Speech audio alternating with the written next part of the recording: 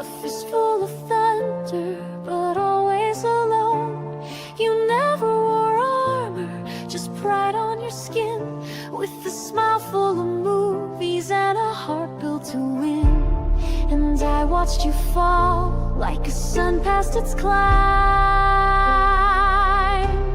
but I hear your laugh echo back through time. One last kick, one last fight, one more stand in the dying light. You were faster than fear, sharper than fate. Now I carry your fire through every gate. One last bow, one last grin. You taught me where a warrior begins, and if I fall, I'll fall like you. Nothing but fists and a truth I knew. They never saw past the stunts or the show, but I saw the scars you never let show.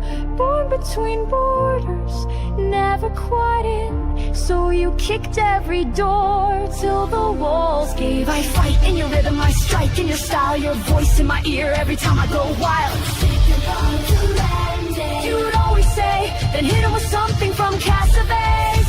One last kick, one last fight, a ghost in red in the fading light. You gave me the courage to grit the spark, to hunt through the dark with a beating heart. One last bow, one last grin. You were more than the battles we couldn't win. And if they ask why I still stand tall, it's 'cause I remember you gave it all. Nobody gets out clean, but we go out swinging, or with a bang. Yo, Joe, listen up, I got a story to tell about a guy named Logan. Oh, he's so swell, he's the G.I. Joe gamer. Cool and witty, talking about those characters, heroes, and villains. At midnight we shout, Yo, Joe, or Cobra, talking about the Joe team and a Cobra tide. Joe's got snake eyes, the silent ninja in black. Quick with his swords, he'll give you a heart attack. Then there's Duke, the leader, so bold, gung-ho, always ready to fight and make those cameos. And we can't forget about Scarlet, the ultimate girl power. A fierce warrior, she'll make her enemies cower. Cobra's got Destro to supply the weapons. Cobra Commander plots and schemes, see ruling the world in his dreams. Zartan is never what he seems, and Baron is rocks that black leather outfit. Shoot you quick and slip out the back of the pit. Yo, Joe, Cobra, Logan's here to give his G.I. Joe takes. Oh yeah, Yo, Joe, Cobra, talking about the characters, it's a G.I. Joe thing.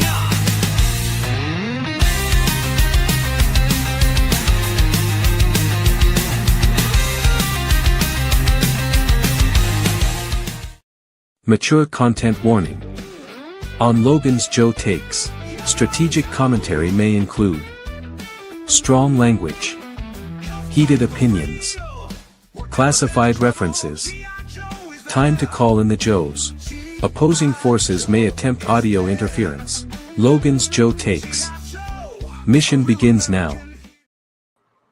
Yo, Joe. I'm Logan, the G.I. Joe gamer. Welcome to Joe Takes 63. Yes, sir. This is going to be quick kick from the hilt. A little background music while I chat here. Should have had that ready already, but it's a hot day. We're in the 90s here. Dealing with a lot of heat issues, and we're going to start like we always do. We're going to show off the figure. The vintage quick kick figure. This is the original 1985 quick kick. Now, whether he came out in 85 or 86, still the same mold, same figure. Now, the only difference in the 1985 and 86 figure was the color of the file card. They had the original ones on a peach or a tan color, and then the new ones were on a gray color. Now, I'm going to play the file card, my file card video for you, so a little later, so you can check out who MacArthur S. Ito is. Quick kick and we'll get into the character a bit later. But that's my vintage quick kick. I'm gonna leave it here because we'll probably take a look at him again.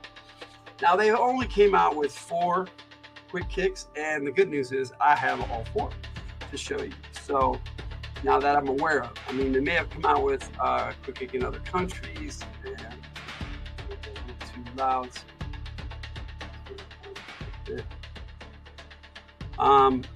So they came out with one in the vintage line, and I just showed you the 1985 quick kick.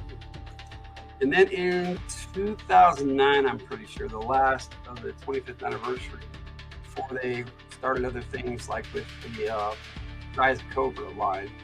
Same style though, Rise of Cobra. I call these the modern figures.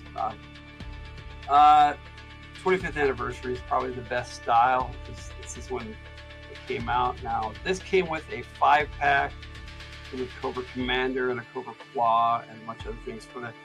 For the Pyramid of Darkness, you get a piece of the mass device, which never actually came out. Now this sword just slides right in there. And I don't think that this one, I'm pretty sure I have all the accessories for this, although I couldn't find my battle stand for this guy because they all came with battle stands. Now, I'm pretty sure that he did not come with a set of nunchucks like most of the other ones did. I don't have any of my accessories from my original 85 character because I actually I acquired that in a trade. So did a lot of that in the late 80s. Did a lot of the figures that I didn't have. But yeah, one of his hands on this particular figure is a topping hand. Yeah, type motion. And and then he had the one hand that he could, grip his sword with. Oh, they give him a pair of nunchucks, probably wouldn't have been all that cool, but at least he looked like the original 1985. It was pretty cool. But I ended up actually getting this third. The one I actually got before this was the 2000, I think it was 2010, 2011. They came out with a line of modern figures, or 25th anniversary, whatever you want to call it. That was what they called the Pursuit of Cobra line, which Shadow Factor came with that.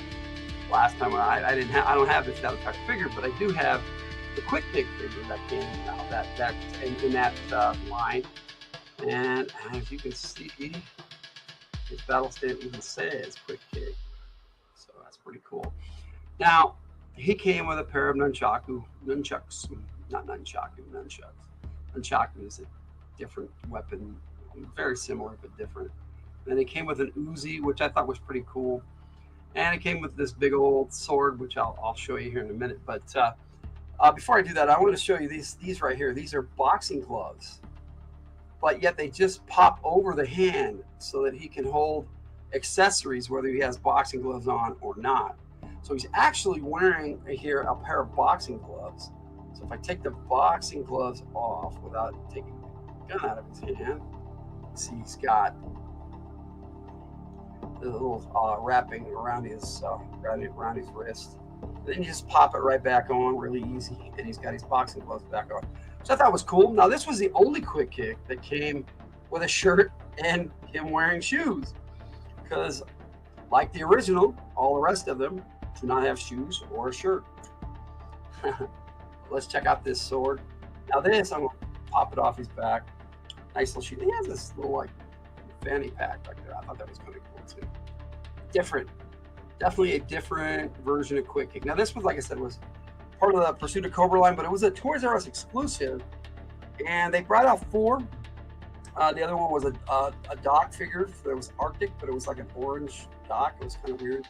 And I have that one, but I used that for other parts for whatever reason, because I was trying to Frankenstein some figures together to get the entire line. And then they had a Snow Serpent and bench press, but bench press was actually Rock and Roll. I guess they lost the rights to that code name because they called him bench press. And for that figure, I have the bench press figure, but I do not have the Snow Serpent, which I wish I had because it was a very cool Snow Serpent. But as you can see, there's a nice sword, and it's got a little paint on it, so I'm thinking it got stuck down in there. Now see, It sticks in there really good. And what had happened is I had for a while there, I would just leave their accessories in the sheaths and all that. And apparently last time I had him out, I had his sword in the sheath. When I put him away, I will take the sword out because a lot of times it'll warp the plastic, or like this, as you can see, will the plastic will stick, or the paint will dry, or whatever inside there, and it'll get stuck. Which I just had to pop it out to get it out of there. Now, so there he is. He comes with a sword and a Uzi and a nunchuck. Let's have nunchucks. Now, the original figure came with, like I said, came with a set of nunchucks and a backpack and a sword, very similar to this. But that's going to take us to the classified figure, and he's number 2. I mean, he's number 115 in this series. So they're not. They will be soon enough, though. They're at the rate they're going. And he is a window packaging figure, but he does not come with. It did not come with a foot locker, which I'm disappointed with. I think they could put the foot locker down in the bottom with all the accessories. A place to keep all your accessories. But I know you keep the accessories in the plastic and you don't need a foot locker. I have to say though, the art on the box there, that's pretty cool. And then you got the artwork on the side also. And 116, not 116. Ugh, keep getting to my brain. But, after a while, the numbers, it's easy enough to lose track. I remember them back in the day by year. So this was, he originally came out in 1985, but this figure came out, I'd say last year. I think I picked him up last year, and so he's got the sash with the shuriken or throwing stars, set up differently. Before it was straight across the shoulder. And now this is set up so it just goes over the side like that, which is it's pretty cool. But I don't know how they would set the sash up the way he had it originally on a figure like this. It's still pretty cool. He came with this backpack that has 2 swords, and each of these swords has a little, I don't know if you can see it, but a dragon head. And I don't know if I brought that out in his On Joe Takes video, which we will take a look at later. But yeah, the backpack just comes off easily enough. I don't know why they made it red. I wish it had been black like the original, but it is what it is. Now, he also came with 2 sets of nunchucks, which I think is really cool. That pop in and out of here. It takes a little bit of work to get them in there, but they just slide right in and out. And then you can slide these in the hands. This has that soft, gummy kind of plastic on these newer figures. That in some ways is really good, in other ways not. It's not really good for painting, but for posing and posability and durability, it's pretty good. At least as far as we know for now. But then he's got the pants, which on the original it was just all black as far as I could tell. This is the only way I ever had this figure, so I'm not sure. And he had the black wristbands, which he had on the 25th anniversary line too. And so there's your classified quick kick. Now he has the Rising Sun from Japan on his bandana, on his headband there. Now, this particular quick kick, he did come with a throwing star, but it's set up like this, so you can pose it like he's throwing it, and that's kind of cool. And then it has 2 different sides, so you can do it that way. That's kind of cool. If you know anything about the cartoon, we'll talk about this later. This is actually a chocolate bar, a frozen Fudgies bar, and in his first appearance in the cartoon, that was mentioned. So I thought it was a nice touch to put that in there. He also comes with a separate head sculpt, and this was kind of like, I don't know, he's posing with his mouth a little bit. Now, what I did in in the On Joe Takes video, which I popped the head. Most of these heads interchange really easily, and this is no exception. And what I did was I made it look like when he was posing, like he was eating the frozen fudgy bar. It was like, ooh, good, you know, with this particular head scope. So I thought it was kind of interesting to have this head scope. I don't think that's what it was for. I think it was supposed to be for like a martial art pose, but for regular posing and display, I actually prefer this head sculpt. So, yeah. I think maybe just good.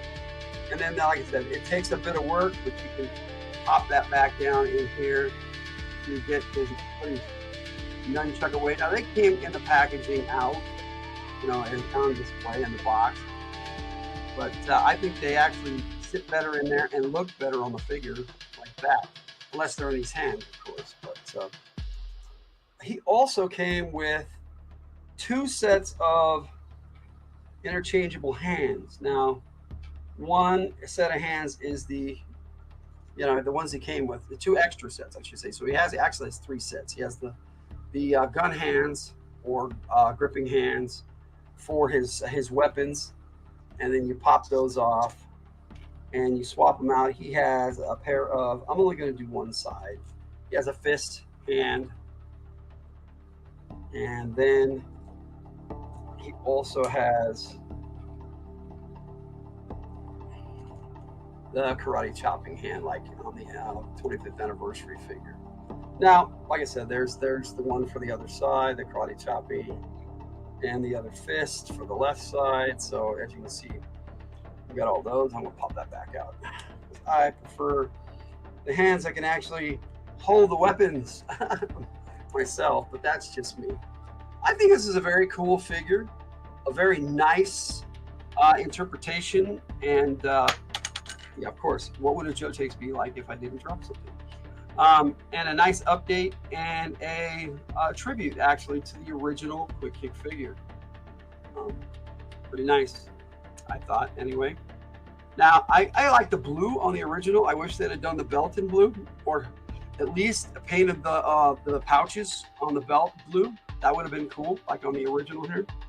But, you know, it is what it is.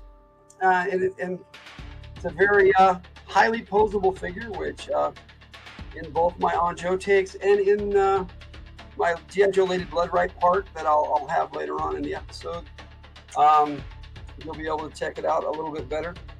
The On Joe Takes will show you the figure a lot better.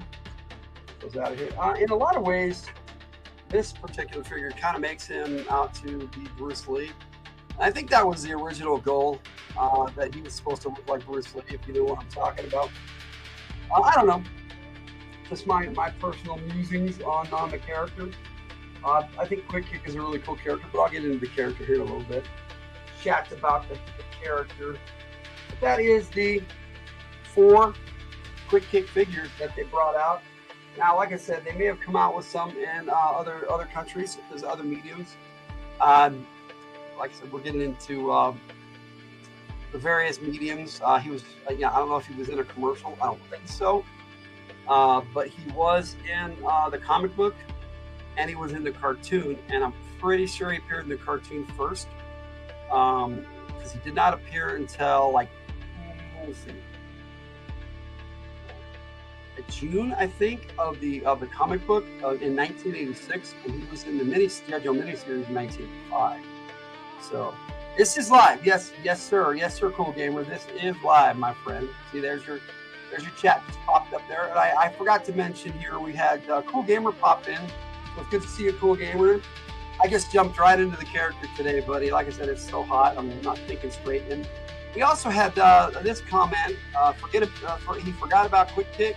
This is from Golden Glover Champ. He was great in the animated show. Don't remember him from the comic at all. First action figure I ever wanted and got. That's cool. Quick Kick is a cool character, so I'm glad you were able to acquire him. I never was able to buy him in the stores. He was the one I got later, like I said, in a trade. But oddly enough, as I was looking at my comics, which I will talk about here in a bit, we'll get into that. Okay. Like I said, he first appeared in the cartoon in 1985, and he appeared as a stuntman who saved Alpine and Bazooka from Storm Shadow, a bunch of snow serpents, and some Crimson Guardsmen, and a Cobra officer as well was with him. Now there is some debate over that scene, because in that scene, Quick Kick easily him and Storm Shadow jumped at each other like this in the cartoon, and Storm Shadow fell over and was defeated. Now, I personally don't think that he could easily defeat Storm Shadow like that. So my opinion on that is that Storm Shadow was, if he was full Cobra, then he was conflicted at the time. If he was undercover as a Joe, then he wouldn't have wanted to defeat Quick Kick, and he would have let him go. That made it look like he was defeated. It's easier to take defeat than it is to, defeat somebody, that you don't, a G.I. Joe, if you're a G.I. Joe. Because later on, Storm Shadow became a Joe. And I don't know if Storm Shadow thought about becoming a G.I. Joe at the time, and not in the cartoon at all. So I'm pretty sure what happened there was Storm Shadow saw a chance to not kill Alpine and Bazooka and let them go, which is kind of where my headcanon with Storm Shadow is in the cartoon. But that's for the Storm Shadow video, which I already did. So in the cartoon, though, like I said, he first appeared with Alpine and Bazooka, and they were good friends throughout the whole animated series. Mostly Alpine and Bazooka, but Quick Kick had an adventure with Bazooka. I don't think I ever saw one where it was just him and Alpine, which is funny, because we'll get into that here about the comic book in a bit. But yeah, him and Bazooka had the adventure of Cobra Quake that actually was, it was definitely a Quick Kick episode. And then the other episode that was really a Quick Kick episode was called Lasers in the Night. And in that, he got a girlfriend, and everybody thought that his girlfriend was a Cobra, and then to prove her innocence, she went and found Snake Island and went and tried to take on the Cobras by herself. She was a martial artist too, and so she wasn't a G.I. Joe yet, but she kind of blew that. It happens. And then Quick Kick had to go and save her. And the really cool thing, hey Matt, Dirty History and Hobbies, how's it going? The really cool thing about see, that's why I turn the comments on, Cool Gamers, so I can catch your comments. But yes, Dirty History and Hobbies. Hey, Matt, Dirty History and Hobbies. Good to see you, Matt. We are in 90-degree weather here, and my brain is kind of fried. It's still in the 90s in the evening here. So, anyway, let me say hi to you proper in the chat. And yeah, so Lasers in the Night was fun, but in the cartoon, Logan just made some chicken salad. Yeah, we had some pasta, like some chicken that with egg meat, kind of good. My son Jake made us a good meal. So in the cartoon, Quick Kick liked to quote movies. He didn't do that in the comics, but in the cartoon, he was always quoting movies like, when his girlfriend went wrong, he said, when like Mae West said, when women go wrong, men go after them.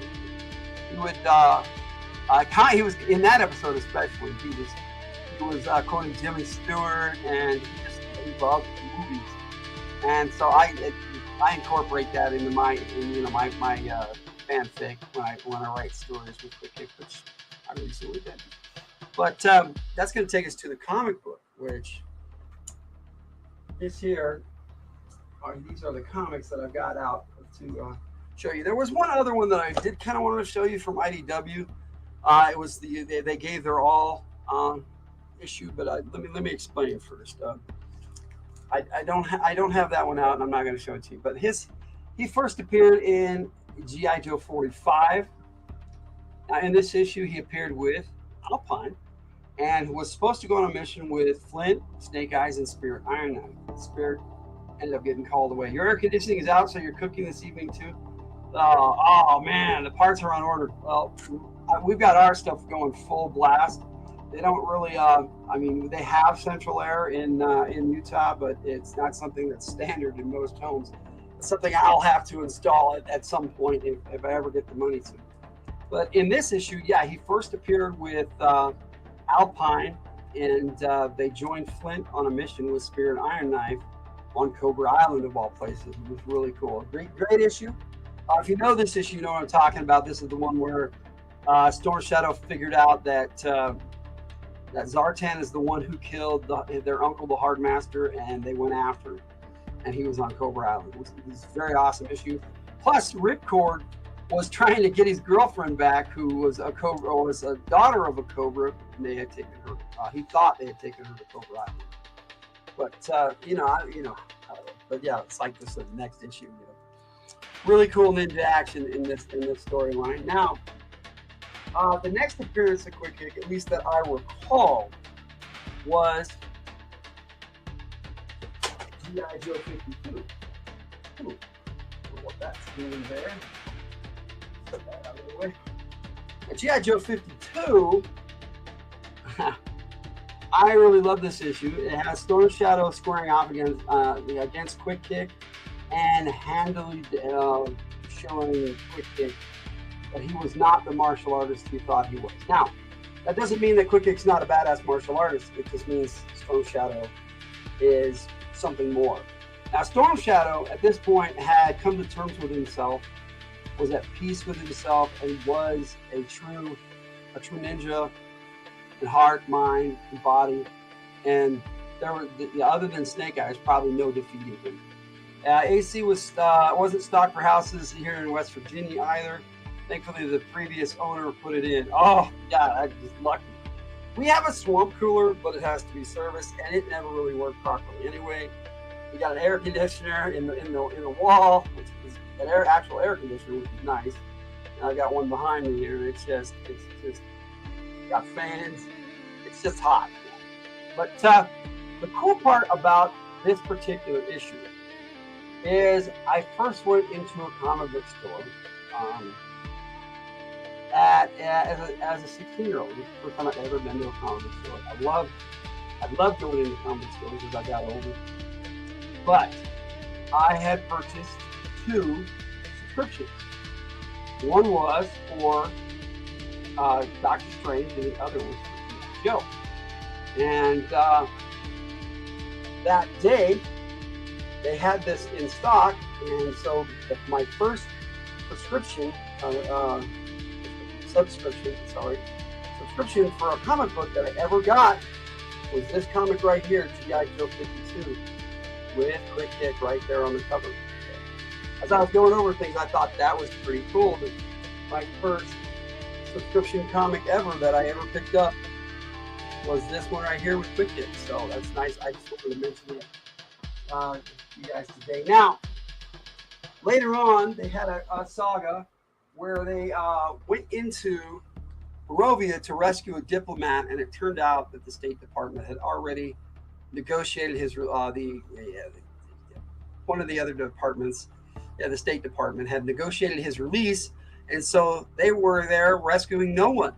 And so they were disavowed, and they were on their way trying to escape, and their contact got killed. And Quick Kick was severely injured, and Snow Job was injured. So Stalker opted to stay behind, and he ordered Outback to escape and get the word out to General Hogg. And so this 2-part storyline right here concluded in issue 62, which Quick Kick is on the cover of 2 comics in a row, but he is injured in both.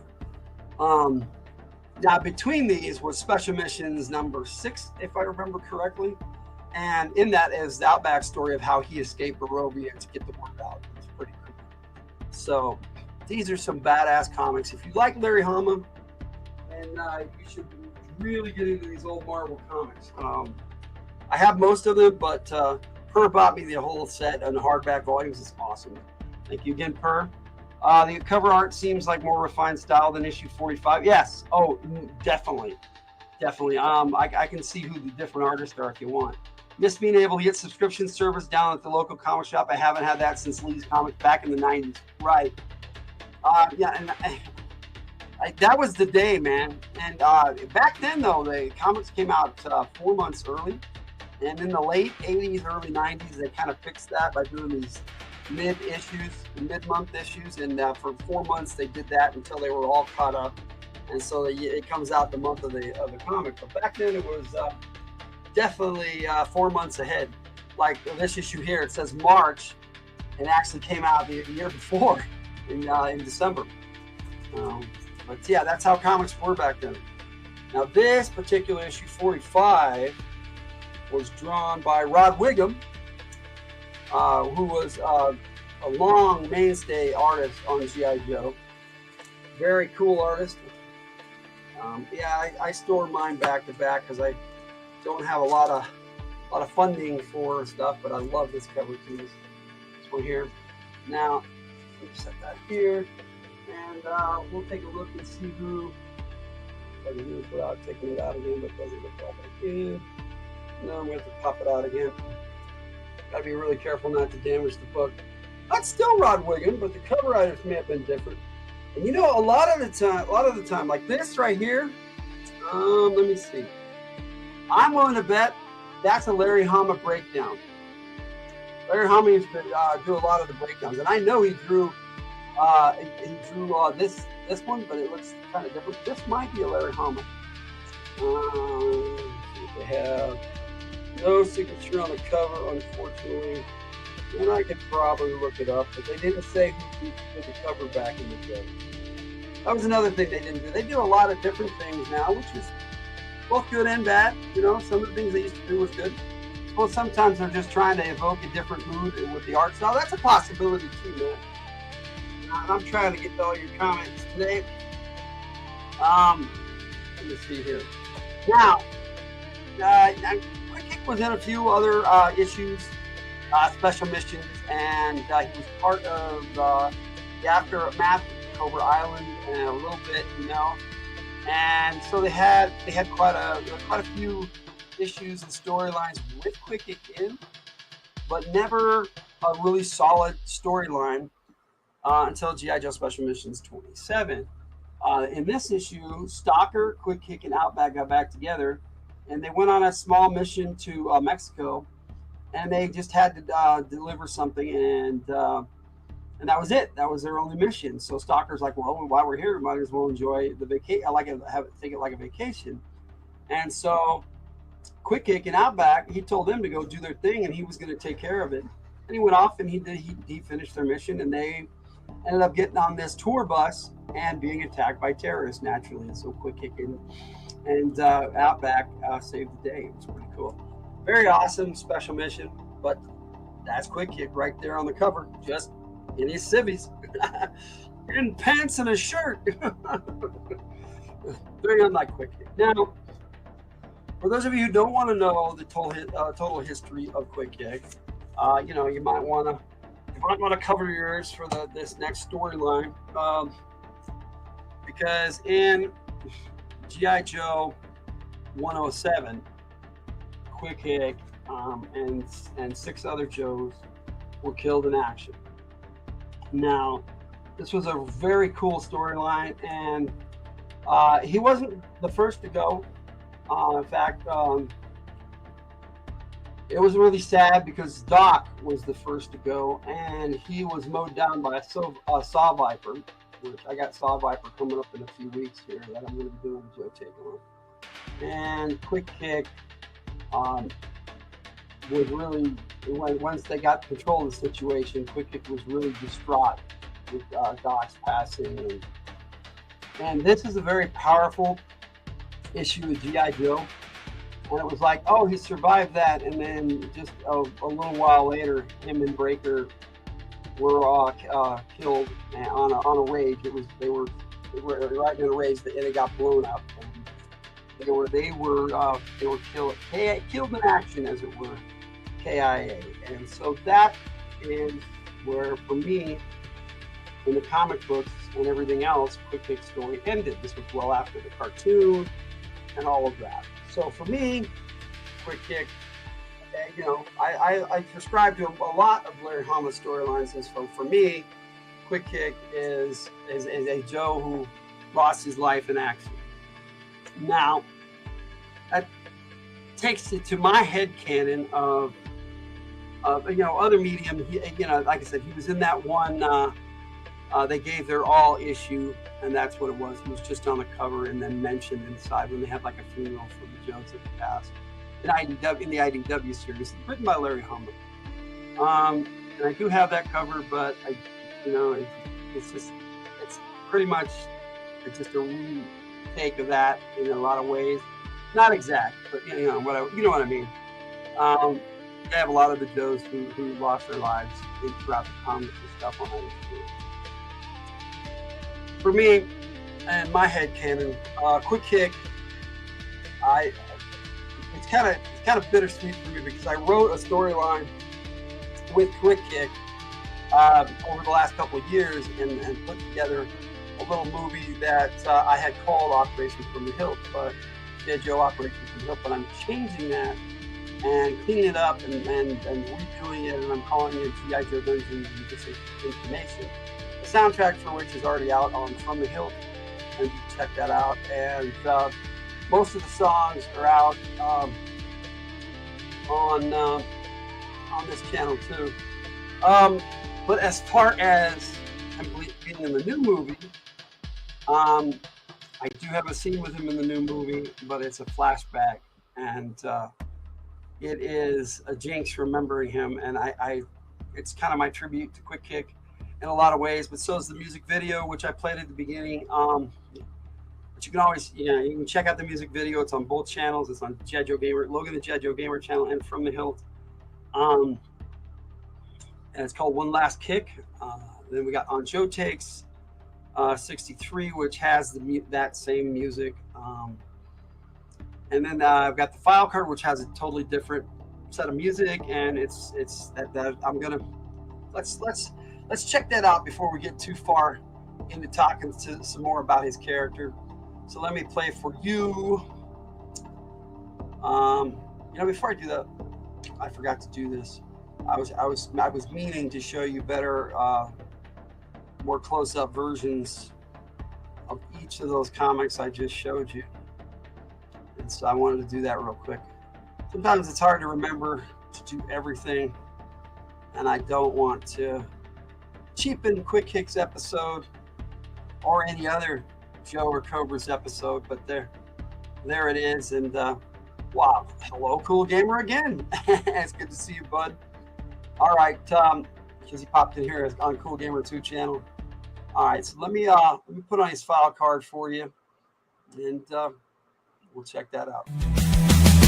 G.I. Joe is the code name for America's daring, highly trained special mission force. Its purpose, to defend human freedom against Cobra, a ruthless terrorist organization determined to rule the world.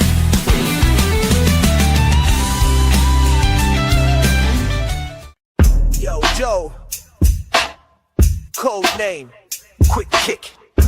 Silent weapons, file name, MacArthur S&O. Grady, E5 Sergeant U.S. Army. Birthplace, Los Angeles. CI. Primary specialty, infantry. Secondary specialty, intelligence.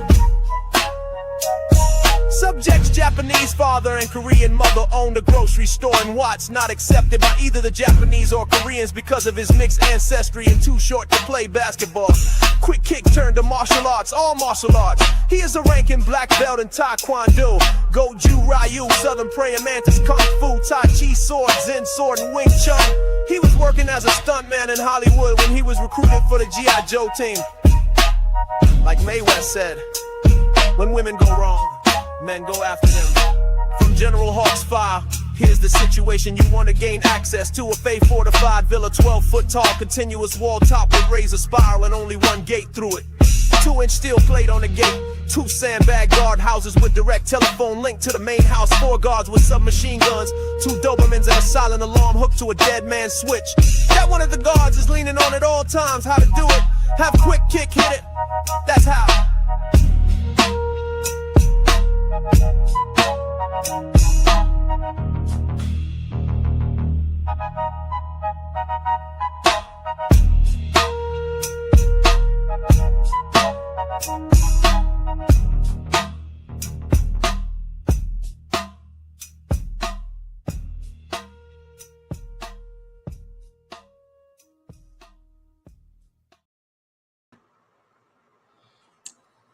There's a file card. Hope you enjoyed that. I do have a bit more for you tonight. So I have the on Joe takes I'm going to show you right before we jump into the Act 1, Scene 3 of G.I. Joe Lady Bloodright, which is really short. It's only like a little over 3 minutes, but sometimes you don't need a lot. And I stretched that one out. I filmed for a long time, and I'm like, wow, I'm when I filmed it, I'm like, this only came out to like 3 minutes worth of stuff. I was like, oh, okay. But kind of same thing kind of happened. I filmed the Act 1, Scene 4, and finished up Act 1 yesterday, and man, I filmed all day. I film it, and it's less than 5 minutes of a video when it's all done, and I'm like, wow. But that will be for next week for our Night Creeper video. But this week we're gonna show you the Quick Kick, One Last Kick part for G.I. Joe Lady Bloodright. Now, you heard in the file card there, it said that his rank was E5, but if you notice on the file cards, they all said that he was an E4 specialist. Now, in my head canon, he had been approved and was ready to get his E5 papers before his mission where he was killed, and I'm saying that he would have got his E5 papers right after that. So posthumously, he was E5, but the paperwork hadn't caught up to him yet. So he never actually served as a sergeant, but he was on paper, as it were, eating videos. Yeah, editing videos eats up time fast. It sure does, dude, man. Like I said, I put a lot into these videos, and I'm enjoying the heck out of making this G.I. Joe Lady Bloodright movie and redoing G.I. Joe Dungeons and Disinformation. So I've got like 5 more parts to do on Dungeons and Disinformation, and a lot of that it's just cleanup. I don't have any more filming to do. It's just re-editing and making sure that it looks good and everything. So those I can probably get done within a couple of weeks, hopefully. And I want to have that out before G.I. Joe Lady Bloodright. And then G.I. Joe Lady Bloodright, what you'll see tonight is raw footage. But before we jump into that, let's look at his on Joe takes so you can get a better look at the G.I. Joe classified version of Quick Kick, which I find to be really good. They hit their stride. The time you put into shows, the videos looks great. Well, I appreciate that. Thank you, Matt. I definitely I put my heart and I put love into it, and it was weird because it was so hot, and I was really not feeling good at all yesterday. And then I watched it back and went, man, I did a really good job. And so when I started feeling better, when it cooled down, because with asthma, a lot of times when it gets really hot, I really feel down. But I've had vitamin C and I've had potassium today, so I'm pretty good. But here is on Joe takes on Joe takes 63, as it were, for Quick Kick, and you'll get a better look at the character.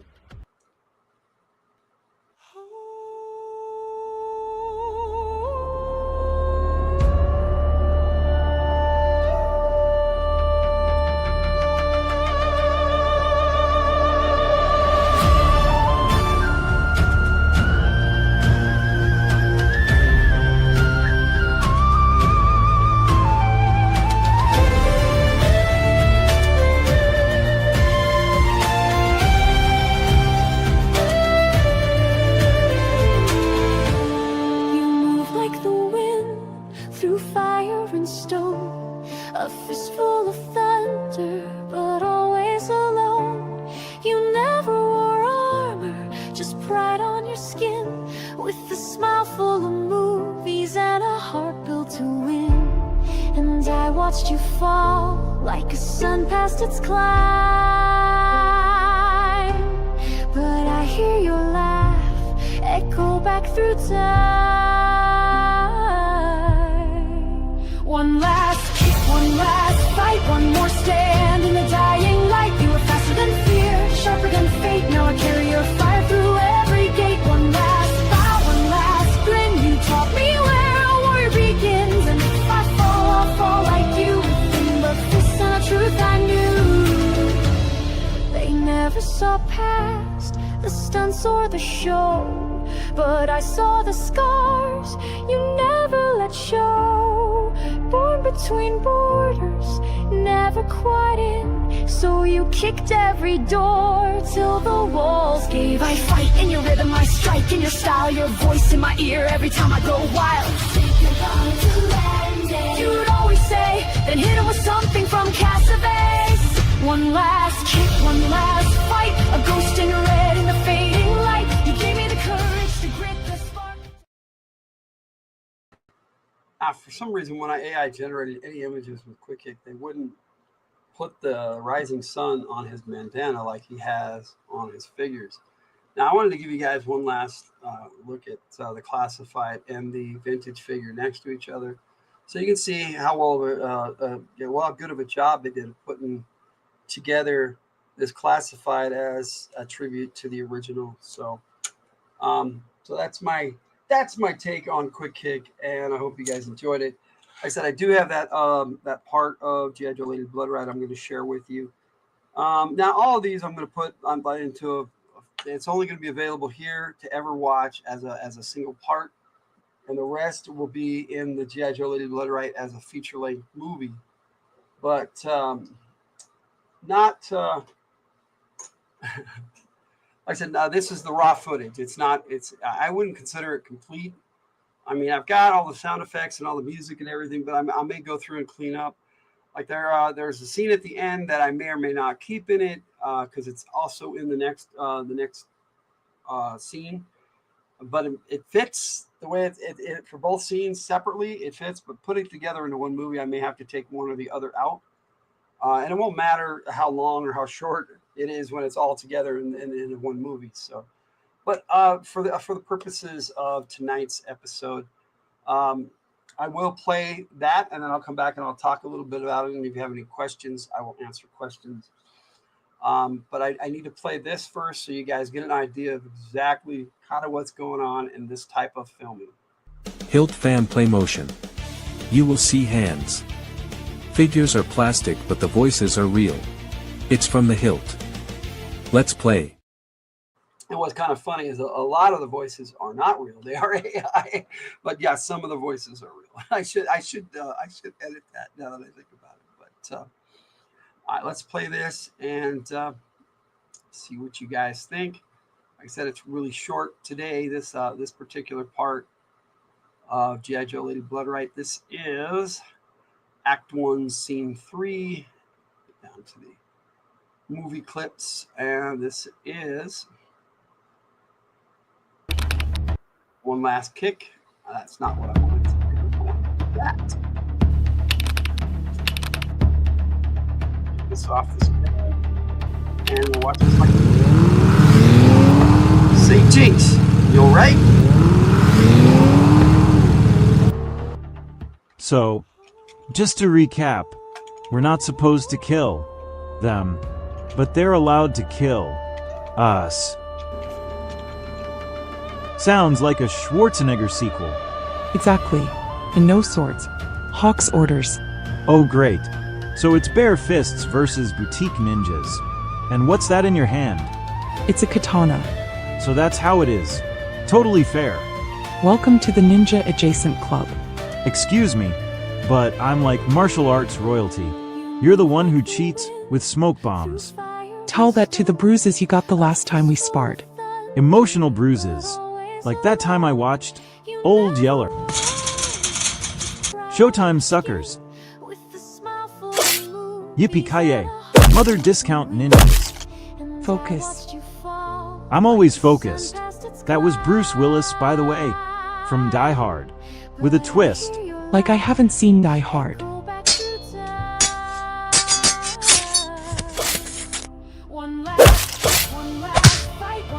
Wax on. Nap off. You know that we're supposed to be de-escalating this situation, right? I'm trying. I haven't even broken anyone's femur yet. They're bailing. One left, though. Follow my lead. I'm always 2 steps behind you. But my kicks are prettier. The stunts or the show, but I saw the scars you never let show.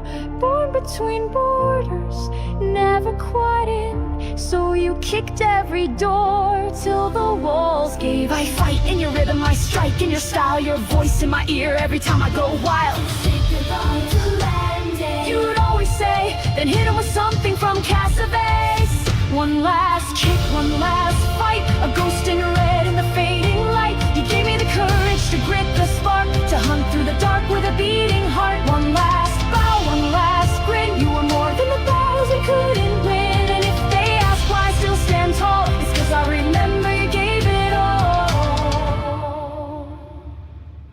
Nobody gets out clean, but we go out swinging, or with a bang. Jinx! You in there? Are you good? Rat. Yeah, I'm good. Vigott movement, inte tres. Several kontakts inkomning. Eyes sharp. Let's move. Night creepers.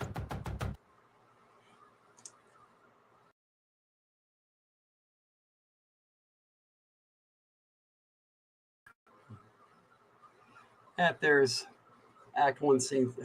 It's the 4th part, but it's Act 1, Scene 3. So I hope you enjoyed it. The downside to playing these on these Joe takes is that you got the on Joe takes, you got the music video, and then you have that part, and they all have the same song in it. But it's a good song, but you get to hear it 3 times in one episode. But you know, you can see the context of everything. And if you have any questions about what I'm doing when putting those movies together, or you know, I'm really just playing with my toys. But you know, sometimes I get the help of my family, and I would like to have a real voice actors to do both those characters. But I haven't had any takers on those ones yet. I do have someone who's going to be doing CoverGirl's voice. I have a voice actor for Copperhead, Luna Songbird is CoverGirl. Copperhead is being voiced by Purr. Jess Law's art is voicing Zorana and Vipra.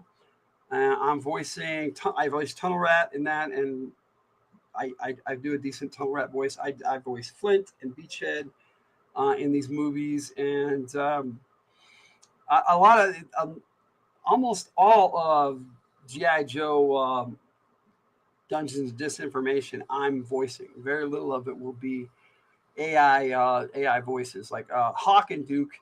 I originally voiced them for that, but I'm going to redo them with the AI voices I have for Dungeons and Disinformation, because they turned out really good. So I'm enjoying making these movies. I hope the results show that. I'm just hoping everybody else seems to enjoy them. I got Joe Takes done, so looks like I'm all caught up. I got everything that I wanted to share with you. I think I shared everything with you today on Quick Kick. Quick Kick is an amazing character. I hope you guys enjoyed my take on him.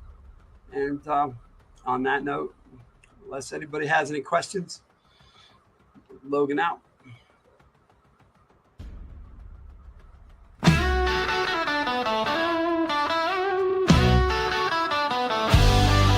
Logan's room full of Joe Take dreams. Crimson Guard with eyes on the team. Snake Eyes silent and mean, but tough to rile. Roadblock rhymes and cooks with style.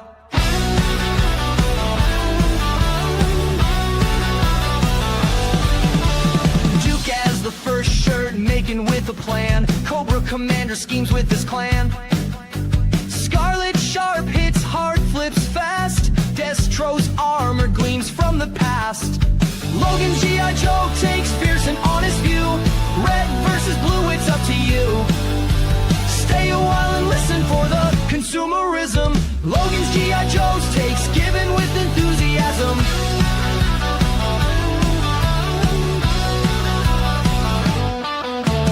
Zartan shifting sneaks in disguise. Storm Shadow's blade cut through lies. Baron is cold with her deadly aim. Shipwreck laughs, wins the game. Doc's healing hand in the fray. Flint shotgun clears the way. Major Blood's battle cry echoes near. General Hawk leads, we cheer.